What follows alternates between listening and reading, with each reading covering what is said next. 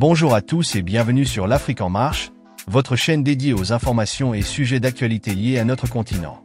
Aujourd'hui, nous abordons un sujet historique et très sensible, les crimes coloniaux commis au Cameroun par l'armée française.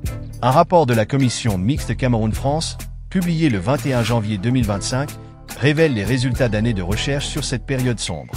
Que contient ce rapport? Quels sont les faits mis en lumière? Et quelles en seront les conséquences? Restez avec nous pour découvrir tous les détails. Pour comprendre l'importance de ce rapport, replongeons-nous dans l'histoire.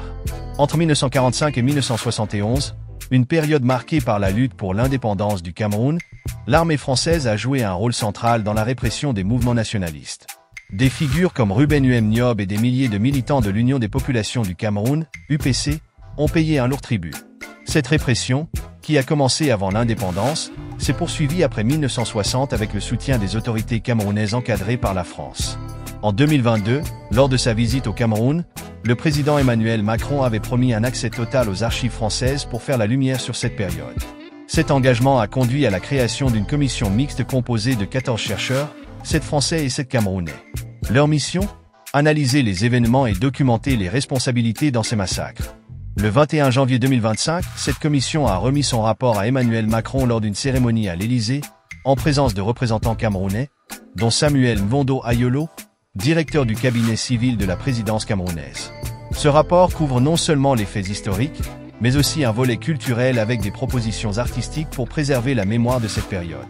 Selon la présidence française, les archives ont été rendues entièrement accessibles pour permettre une analyse approfondie.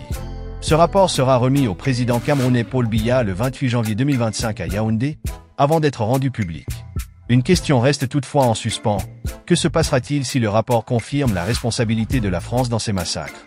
Emmanuel Macron a souligné l'importance de ce travail de mémoire et de vérité, mais qu'en sera-t-il des réparations ou d'une éventuelle reconnaissance officielle? Ce rapport marque une étape importante dans la recherche de vérité sur les crimes coloniaux en Afrique. Mais il ne s'agit que d'un premier pas. Les nations concernées et leurs populations attendent des actions concrètes pour honorer la mémoire des victimes et réparer les blessures du passé. Que pensez-vous de cette démarche? Faut-il aller plus loin?